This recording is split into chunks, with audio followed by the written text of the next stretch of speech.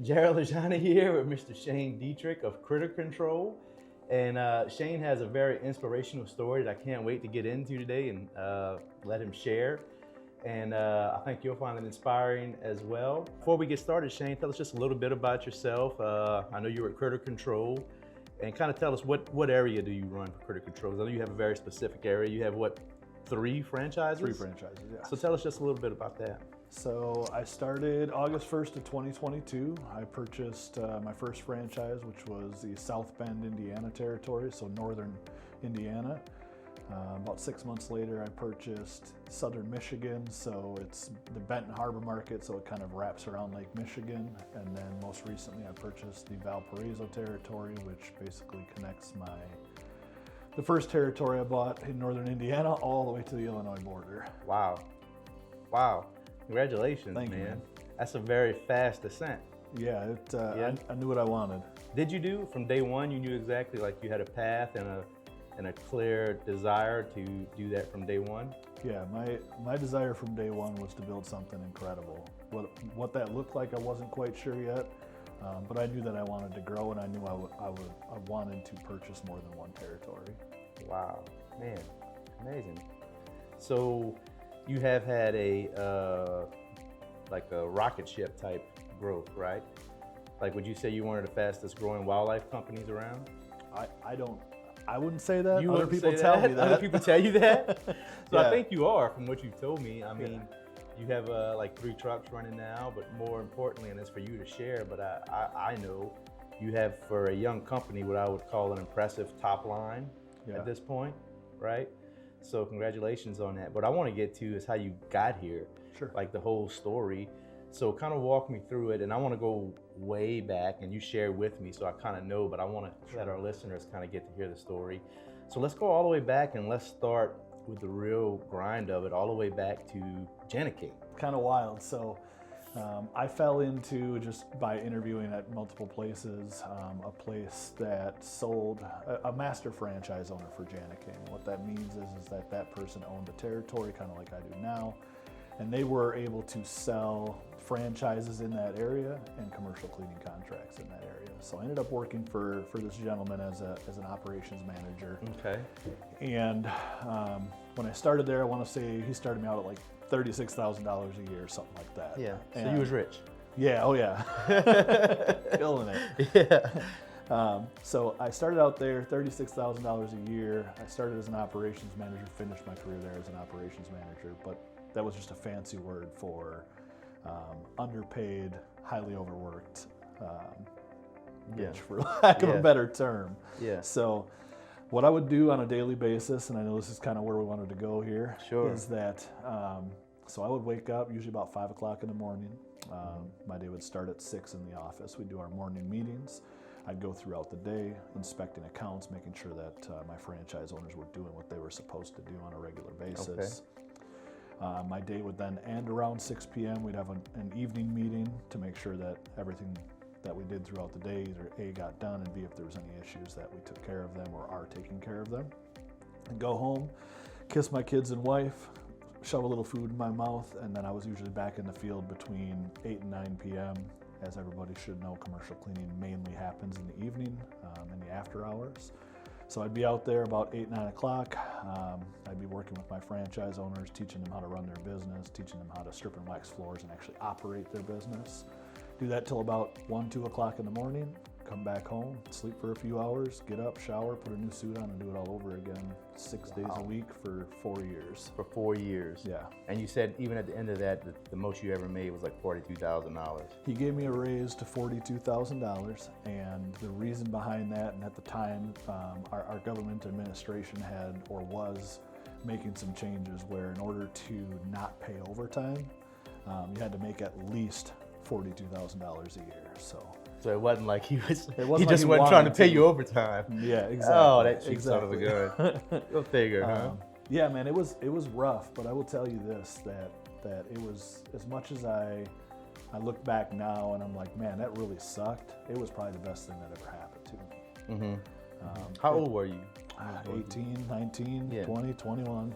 So do you feel like that situation and that work ethic, you say it was a blessing, and I believe it was for you because it put you in a mindset and like that grittiness of grinding and putting in them kind of hours. Because a lot of people wouldn't work that hard that long, especially when you wouldn't. But you just had that mindset even way back then to like grind things out and push through.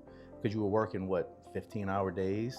It was, yeah. I mean, it was 15-hour days, intense. 6 days a week, right?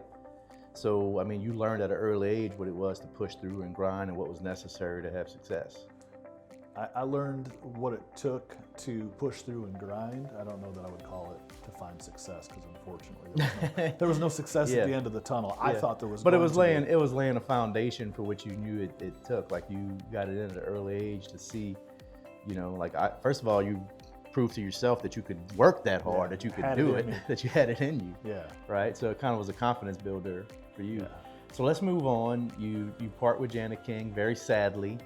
Right, because you was like, oh man, I'm gonna miss this $42,000 a year. This is gonna be terrible. I tell you, man, it was it was a wild transition. So I look back now, and I was definitely I don't remember my exact age, but it was definitely older than 18, 19, 20. Okay. But nonetheless, I ended up leaving Janet King. I asked my boss while I was there. I had found that I had a knack for sales, and everyone has always told me you should be in sales. You should be in sales. And while I was there, in my free time, which I didn't have, I was able to outsell our sales department as an operations manager. We had 2 or 3 people. So you think they would have just put you in sales at Janet King since you were such a good salesman? That was what I asked to do. Yeah, it seems like it would make logical sense, right? Yeah. Huh. Some people aren't. But that logical. didn't happen. No, it did not. So I wanted one of 2 things. I either wanted a raise. So I asked at the time for like a $3,000 raise, and that was going to mean the world to me. Or I asked to go into sales so that I could kind of earn commissions, because I knew that's where I could make the most.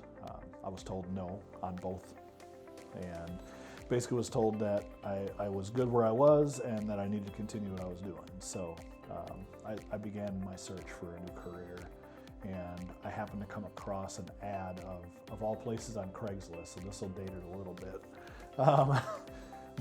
So I came across an ad on Craigslist for a sales position for another franchisee that owned the Wisconsin markets of Critter Control. Got it. Just looking for a job. Just looking for no a sales background job. in construction or wildlife or anything. You were just like, hey, I'm unemployed and I need to go to work. Yeah, I'm blessed to have a father who taught me a lot about buildings and trades and things like that, but no real experience. No formal training or anything. Right. In sales, wildlife, or in construction. So I end up calling. I'm a little bit old school in the fact that I want to talk to somebody. I don't want to put my name and write it down on a piece of paper and send it in and say, here, choose me if you like what you see on paper. I'd rather talk to somebody, see somebody face to face. So I did a little bit of research. I found out who owned those branches of Critter Control, and I called their office and I asked for the owner.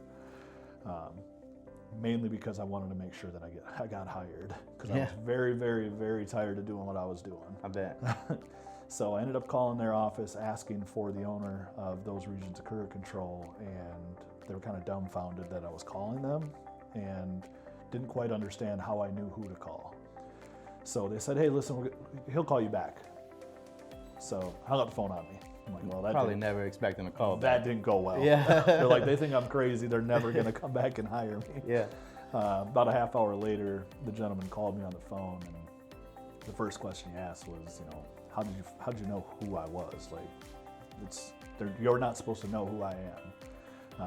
And I told him a story about doing the research and finding out that I'm old school and I want to talk to somebody. I just wanted to set myself apart from the rest of anybody else that might apply. And long story short is that by the end of that conversation, I had a job offer. You impressed them. You stood out. Yeah, exactly. Goal achieved. And that was the goal. Yeah. So nobody else was brazen enough to go do the research, take the time, call them, and so it was like, who's this young cocky dude? Let me see what he's about, right? I knew that I needed to do something like that because I wasn't going to stand out on paper because I didn't have a ton of sales experience. I could only say, hey, I worked as an operations manager and did some sales, and hey, I outsold my sales department, but that's everybody, right? Yeah. Everybody that wants to get a sales job is going to try and sell themselves. But that's right. I needed to separate myself. So anyway, you got the job. Yep. And what'd you start out doing for them from day one? Was it sales? Yeah, sales. So Okay. I started in sales. I remember my first sale was awesome. I haven't shared Every this salesman part. does. Every salesman remembers that. Yeah, so I went out and I was actually training, and a gentleman named Cody over in Madison from me was training me. We were out on his route doing some sales, and it was the last house of the day, and we did our inspection on it, and he said, "You want to try and sell it?" I said, "Yeah, absolutely, I want to try and sell it." This is about 4 days in on my training, and so he let me go inside. He stayed in the truck, and I came back out. I got in the truck, and his assumption was for sure that I wasn't going to go in here and sell this job. And he was like, "So I guess it didn't go so well." And I said, "No," and I pulled a check out. And normally we have to collect an inspection fee, so the check wasn't a surprise. Right. And I just kind of set it on the center console, and then he's doing his thing on our iPad, and he grabs the check thinking he's collecting the fee for inspection, and he double takes and he says, "You sold it?" He said, "Is this the whole amount?" I said, "No, that's half down." And it was like a $9,000 job that I sold. Oh my gosh, your first job was a $9,000 sale? Yeah. At that point, you're like, I think this might be for me? Yeah, I knew it was for me. So it was really, really cool. All right. What was the job again? Just out of curiosity, what was it? Raccoons. So a full exclusion for raccoons? Raccoon exclusion, and then some attic cleanup work. We didn't do a full restoration. We did an attic cleanup and a blowover, I think. Awesome. So that had to be right out the gate, just exciting, life affirming, and let's go, right? Yeah, absolutely. It was something I could hang my hat on. That's for sure. I knew at that point it was possible. Okay. And so from there, you're doing sales, and you did sales for how long? About a year. For about a year. You had a lot of success, of course, in doing that. Yeah. And then from sales, $1 million. You sold $1 million in a year? Yeah. That was my first year. So I sold $1 million in my first year, and my boss had looked at me and said, "Hey, listen, you're probably born for more, or blessed for more, whatever you want to call it." He basically said, "Hey, listen." So this boss very different from the boss at Janet King. Two different type of people. Two different worlds. Coming from hold you down to lift you up is kind of wild. So it also taught me a lot about who I wanted to be as an owner. As a leader. I didn't know that at the time that's what was going on, but again, it was probably a blessing in your life to see both sides so that you could come to the type of leader you ultimately wanted to become. Yeah, absolutely. So I did sales, hit the $1 million mark. He says, "Hey, listen, you're destined for more in my business than what you're doing," and he made me his franchise manager. So at that time, it's a big jump. Yeah, absolutely. And something I had never done before. I'd never led a team of people and a team of salespeople and operations, and so kind of all encompassing. And I'm not sure what his thought process was behind doing it, other than let's do it and see what happens. Sure. So I did that for another year. We had built a couple of franchises in the Wisconsin market. We had the Milwaukee, Madison, Green Bay regions, and we had built them to, I don't know, a couple $1 million anyways. Okay, yeah, just a couple little million, no big deal. And so at that point, we had grown a bit. We had purchased some more territories. We had acquired some more territories anyways. And at that point, he needed a sales manager. We had a team of about 10 salespeople at that time that needed to be managed, and Sure. He didn't want to do it anymore. Sure. So he made me a sales manager the following year, and I think we built to just above $10 million across 9 different franchises. And you were integral in helping him do this. Yeah. Wow. There was an event that changed your direction with this organization as well, right? Yeah, absolutely. And ultimately, you ended up parting from this organization. Yeah. In a good way. Yes. In a positive way. It ended up being positive. I didn't see it at the time. So. Okay. Was it kind of devastating at first for you? It was very devastating, and it was unforeseen. Got it. I was filling in a pest route or a bait station route, and at the end of the day, I got a phone call from the owner saying, "Hey, Shane, our operations manager's at the office. When you go back, he's going to collect your things, and we're going to part ways." That's it? Just like that? That was it. No explanation? No nothing. Just, so you're feeling, man, I'm doing great. I'm finally got my feet under me. I'm making some decent money. Yeah. I'm contributing, helping this guy grow, and you're having fun. Yeah. And out the blue, you get a call like that? On a Friday afternoon, I get a call that says, "Bring your stuff back to the office." So that had to be absolutely demoralizing.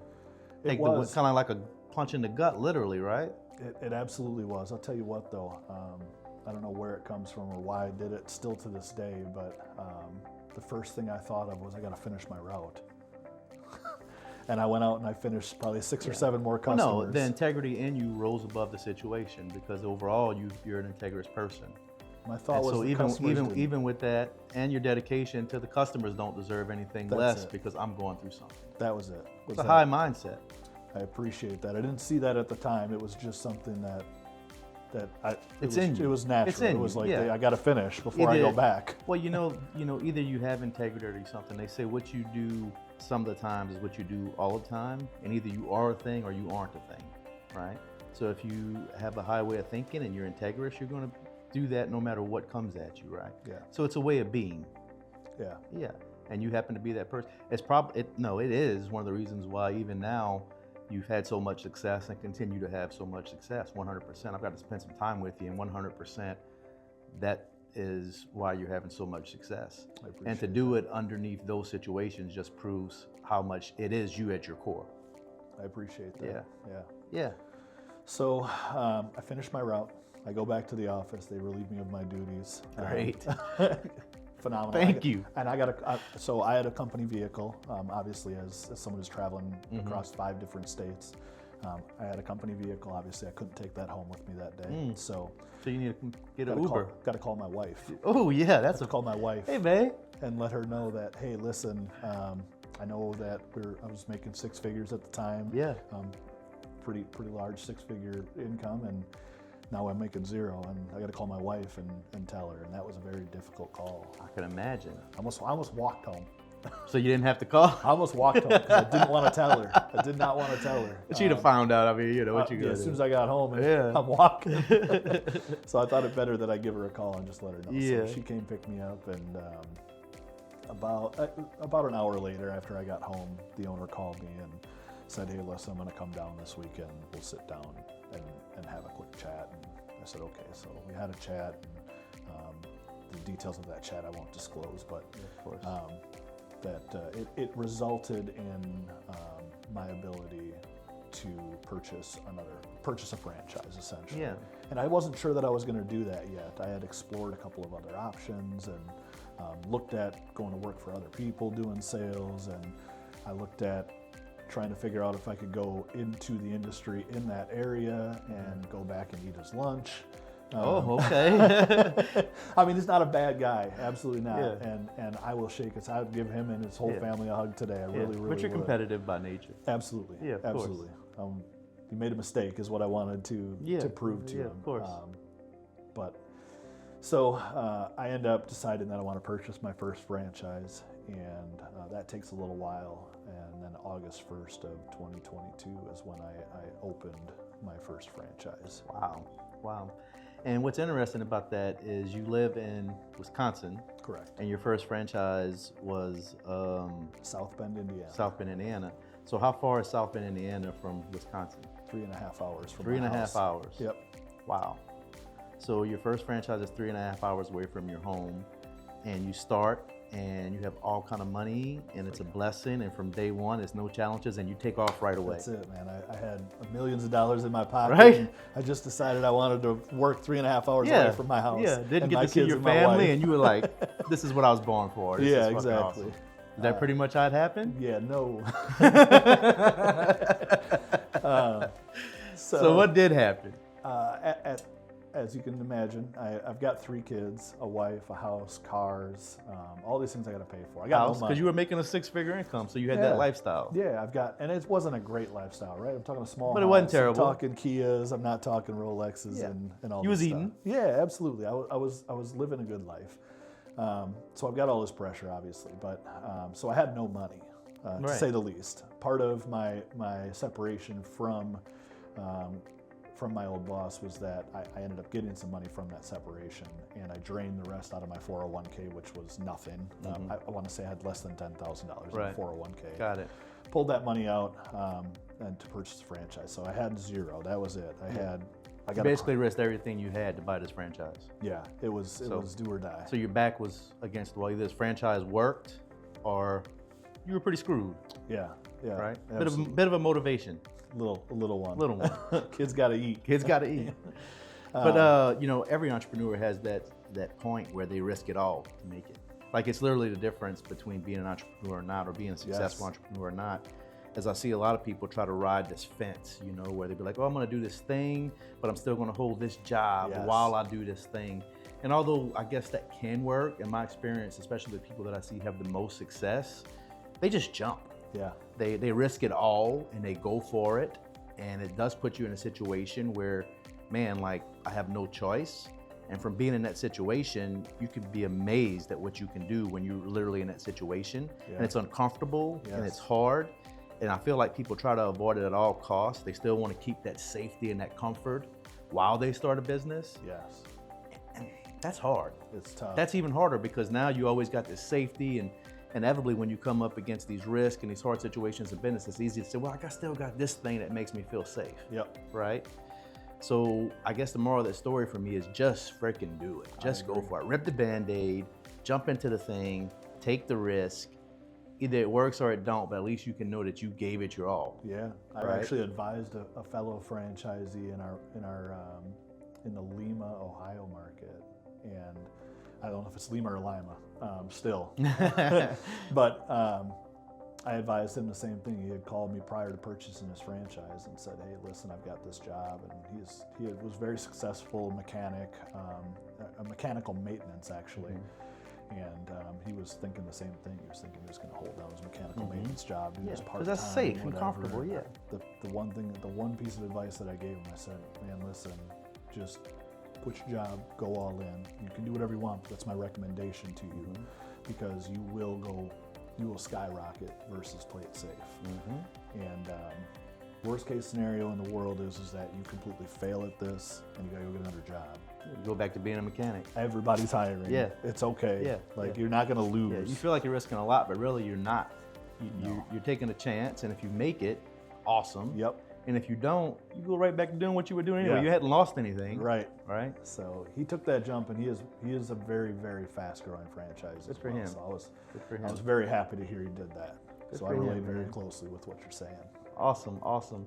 So now here you are, you're starting out 3.5 hours away from your home with a new franchise and no money. Correct. What do you do, man? How do you do that? Inquiring minds want to know that story. This is what everybody wants to know, right? Like, how do you manage that? Yeah, well, how do you take something from nothing to something with no money? Right. Because a lot of us, when we start, that we don't have. That's right. We have no money. We have a dream and a vision. Yeah. That's all we have in ourselves. Absolutely. We have nothing else. What do you do? I think my credit card limit was like $4,000. Oh, so, that much? Yeah, it was incredible. Oh, shit, you're golden. That's my capital. You're golden, bro. You got this. So I had no money, and I had a little bit of credit available to me, and so I just drove down to my territory. August 1st of 2022, I drove down to South Bend, Indiana, with $40 in the gas tank, and I didn't really know what I was doing. I didn't know why I was going. I knew that I needed to be there. I knew that I needed to do something to start the business. I needed to go make some sales. I needed to be there in case a phone call came in. Yeah. So did you have at least all your equipment and everything that you needed at this point? Yeah, at that point I had a truck. Part of purchasing a franchise is that you have your truck and some equipment and things like that. Okay, so you're ready to be able to sell something and do some work. Okay. Yeah, absolutely. So I get down there and I realize that hotels are expensive. Yeah, and imagine that. I don't have any money. You didn't realize that till you got there. No. I drove down there and I was thinking, I really wasn't sure. I didn't have a plan. I just kind of drove down there, and I ended up in a Home Depot parking lot, and that's where I spent the first 2 nights of my career as a wildlife sleeping in your truck in the Home Depot parking lot. In the Home Depot parking lot, but I'll tell you why. My thought process was that the people that show up at Home Depot at 6 o'clock in the morning are the people that I'm going to want to hire. Construction background, what got it? Yeah, you got it. It's people that are working on the outside of houses. So I would go walk around Home Depot and talk to guys in the lumber aisle and the window aisle and the fencing aisle, wherever I could find them, and just ask them what they were doing. And it's a weird conversation to have, and I'm sure. It's just walk up to them randomly. Hey, what you doing? You stand next to him, and so you're just the creeper guy hanging out at Home Depot, man. Hey, you building a fence? Tell me about that. You got it. You got it. So I ended up talking to a bunch of people, and one of the other things I did too was that I went to Home Depot has an aisle where they sell mouse traps and animal traps. You're right, they like, do. I'm gonna go hang out over there and figure out if there's anybody in. I'm gonna figure out if there's anybody nearby or anybody that's having an issue, and I'm just gonna talk to them about it. Oh, I see you looking at the mouse traps. Are you using them? What are you doing? How are you doing it? You know, I could probably help you with that. And I did get some work out of it, which was kind of cool. But I quickly figured how do you do that? You just, well, hey, you're buying a mouse trap. You know, I can exclude your whole house. Would you like from mice? Would you like me to come and inspect free you? I'm a inspection. wildlife professional. Right. I present myself So I much can bigger than tell I you're am. very shy and you have no confidence. You got it. Yeah. You got it. No. Right on the head. So anyway, you end up actually selling some jobs from doing that, which is Yeah. incredible. And you do end up hiring somebody from Home Depot, right? I do. You hire a few people. Yep. And you told me one of those guys is actually still with you Still today. with me. It's awesome, man. Okay, so now you got a truck to sleep in. Yeah. It You was got great. one employee and a few sales. Yep. We're absolutely. rocking. That's it. Now we're moving. And Now we're I moving. felt like I was. Yeah. I was like, man, this Success. is, wait a second, this is going to happen. So I figure out that sleeping in the truck in a parking lot's not gonna suffice. Oh, really? Why? Isn't the truck wasn't comfortable enough? No, not really. So you bougie. You the bougie type. Yeah, absolutely. I had to go. Truck was not enough for you. You got it. So I ended up at a campground, of all places. I knew I couldn't afford a hotel yet. The next best place for me was a campground. I thought, okay, let's go see. Okay. So I talked to the campground. They were still pretty expensive, and I said, hey, listen, I need to stay here for like a while. I'm not going to be here all the time. I'm going to be here 4 days a week, but I need to be here for a while. So I made a deal with them. They made me a pretty good deal on a campsite, and I made sure that they gave me the campsite closest to their clubhouse, their pool house, because I needed to steal their Wi-Fi so that I could do my invoicing and my CRM stuff at night. Yeah, because affording internet was out the question. You didn't know where to even put it. You're in a tent. Yeah, I maybe could have hotspotted my phone now that I look back on it. I didn't think about that, but service isn't great inside of a campsite either. No. So you actually are running your first branch out of a campsite and a campground. How long do you do that for? Like 2 months. Holy cow, Shane. You gotta be kidding me. No, it was, So like the employees, like really, like you have one employee? yeah, they don't know that I'm doing this. He didn't, like you had him report to the campsite? No, they don't know I'm doing this. We meet somewhere else. Yeah. We meet for, at a McDonald's. You know what? Let me or buy you breakfast at Starbucks McDonald's or- this morning, man. I'll be happy to do that. Yeah, we meet somewhere else. And, Okay. And then they go with me to the jobs. And Got then they it, get dropped got it. back off at their car. And, Got it. And then I go home. Got it. So how did you start to sell? Because obviously you can't sell enough jobs hanging around. Home Depot would eventually kick you out, Yeah. right? Yeah, absolutely. So what did you turn to start getting jobs after that? Did you turn on some marketing Yeah, or did word absolutely. of mouth, or like what'd you do to start getting that wheel turning? Yeah, so I want to make sure that it's very clear that part of my franchise purchase is some marketing dollars. Got So, it. Yeah. Our corporate office does have a marketing team, and they were doing some like Google advertising, but that was pretty much it, some pay-per-click stuff. So you were getting some leads from corporate Yes. that helped tremendously in the beginning, helped you Yes. kind of get started. Yep, absolutely. It Yeah. wasn't One like- of the benefits of joining a franchise. You got it. Speed to scale is really And then Critter Control, probably the best known name in wildlife, so that don't hurt anything. Yeah, that helps At least a when lot. you show up and say Critter Control, people actually know you exist. If they don't know the name and they go look Right. it up, it And you know, exists far and wide. Shane, that's a huge benefit, more than you've never done anything other than Critter Control. Right. But that, I'm sure you realize, because it's helped you, it's a huge asset to have Yes. that. I can remember when I first started my company, showing up and, being like, we're Lejani's Pest Control. And they'd be like, who? Yes. Dude, what do y'all do again? Yep. And I come from a big company background where, everybody knew who we were, what we were, and it was just a given, Yep. Yeah. Yeah. And so you don't realize what an advantage that is to be known just from where you literally, first thing you got to do is let people even know what you do and that you exist. Yeah, yeah. Right? Absolutely. So huge advantage there. Yes. It's one of the main reasons why people get into franchise. It's that name recognition, It and is. people immediately trust you to come in and they know who y'all are and what you're about. So Exactly. huge advantage. I agree. So it was nice to have those marketing dollars turned on. We're getting some jobs in, and I bring my cousin on, or actually my wife's cousin on board to help kind of do some of the work too. So Now it's him and I traveling back and forth. This is 2 months in. Oh, I guess I should back up a little bit. So I worked myself out of the campsite, guys. I really, really do. Good for you. It just took you 3 months. 2. Oh, 2. Excuse me. Okay. So I upgrade to this hotel, and all right, now we cooking. Yeah, absolutely. So it's not a great hotel. I think it was a Comfort Inn and Did you Suites. feel safe there? Or No. you had a kind of, it was dangerous. No. Make sure I locked my truck in the parking lot. Yeah, I remember bringing my ladders into my hotel Oh room. my gosh, dude. It wasn't a great hotel. Okay. So I worked myself up to this hotel. I make a deal with this Comfort Inn and Suites, and now I'm in a 2-bed hotel with my wife's cousin, and we're doing the damn thing, right? We're selling, we're servicing, we're doing everything we can, and I remember eating our dinner every night was banquet frozen pot Frozen, pies. yeah. Because you only got a microwave. Yeah, that's delicious and And I nutritious. can't go out to eat every night. they were delicious at the end At of the the time, day. when you were hungry, they would hit the spot. Huh? That's right. Yeah. Right. So Yeah, because at this point, you're probably you had no problem working hard and working long hours. You were probably working, what, 8, 9? all the hours. Like all the, yeah. Anytime someone needed anything, it was like, we don't do emergency services now. Like, we're not taking calls at 1 o'clock in the morning to go out and grab an animal. But at that time, we were. I mean, Yeah. anything and everything we could do to make some gotta money, make it. that's what we were doing. Yeah. So most of the time, that's what we were eating. And our treat once a week was Culver's.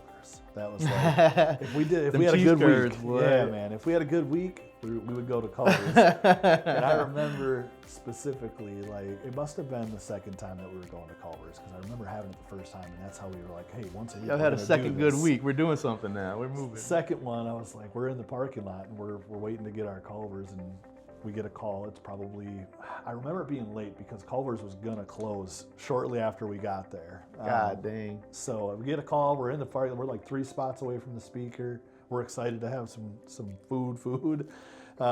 And we get a call, and it's for a bat inside someone's house. And I just look at my cousin, and my wife's cousin anyways, and I say, you want to go? Let's Let's get go. it. Let's get it. Pull out of the parking spot, or pull out of the At least we line, got a and- hamburger. and Let's go. We didn't even get it. Oh, we didn't get to dude, the you gotta be speaker. kidding me. We pulled out. Oh, and bro. We left, and we went. Once a and did week, the y'all get job. Culver's and y'all just left it? Yeah. Oh my God. So we had. Well, the we had vision was Popeyes. clear and the dedication was clear. That was it. It was, we're going to make it above everything else, even our freaking dinner. Like, Yeah. we don't care. Like, you were dedicated. Yep. Yeah. And not coming from money scared me. I had no idea how much money I needed to operate my business. Right. So it scared me to spend money too. So even though we were having some success and there was some money starting to build in the bank account, and it wasn't very much, but it was more than I had ever seen. Yeah. But I was afraid to spend it. It wasn't like, okay, cool, let's go do this, let's go do that. It was cool, let's just keep it. Man, that is an amazing story, man. I mean, that just shows the grit of an entrepreneur. That's a real burn the boats mentality. I mean, just congratulations for having that much courage and that much grit. And I've gotten to know you, and I know you're one of the most humble people I've ever met in my life. I know very much you don't tell this story for accolades in any way, right? You deserve them, by the way, because what you've done was above and beyond and unusual, and very few people would have that kind of mentality and that kind of grit to do what you've done. It's what it takes, by the way. So congratulations to you for that. And I hope that that story inspires you guys out there, where if you really do have the dedication and the will to do it, it can be done. Yeah. And now fast forward, you have 3 trucks, 6 employees, 8 employees. Yep. And I'm not going to disclose his numbers, although I know him. That's up to you if you want to do that or not. And you're humble. You're so humble, I probably doubt you want to do that, because I know you.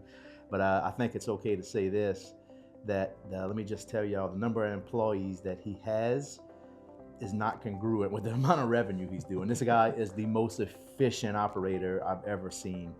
So whatever you think he's doing with the amount of employees, just probably go ahead and double that in your mind.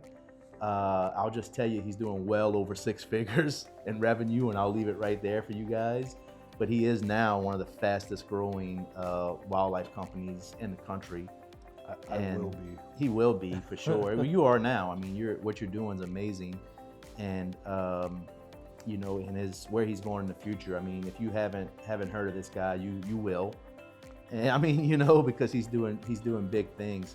So Shane, I can't tell you again how much I appreciate you sharing your story. So if there's that young guy out there right now that's thinking about doing his own, you know, starting his own company, whether it be wildlife, which wildlife is an underserved market, first of all. And I think it's kind of like I don't want to say the stepchild to the industry, but it's a huge opportunity in wildlife that, you know, you see more pest control companies getting into it now, and some of them do it right and some of them don't. Yeah, a lot of them don't. You know, a lot of them don't. But if there's that guy out there that's looking to start his own, because, you know, most of our viewers are pest control and some wildlife guys, what would you tell that young man that's wanting to step out and do his own thing? Like, what words would you directly tell that person? I would want them to know that what they're about to embark on is going to be scary and uncomfortable and unlike anything they've ever done or had to do, but that they need to lean into that discomfort. Something I learned this weekend is that leaning into that discomfort tends to help you overcome just about anything. So lean into that discomfort and just go for it. There is nothing. I mean, I am not well off. I don't come from a well-off family. That's pretty much the story of every entrepreneur out there, is that they did it because they had to. It was born out of necessity. So even if you're not well off, even if you don't have anything, you don't have any resources, you should just go for it, because you are more likely to make it happen than the person that has nothing or everything at their disposal. There you go. Good advice, Shane. It really is. I appreciate you, man. If anybody wants to get in touch with you or they need wildlife work, how do people get in touch with you? What's the best way to look you up or get in touch with you?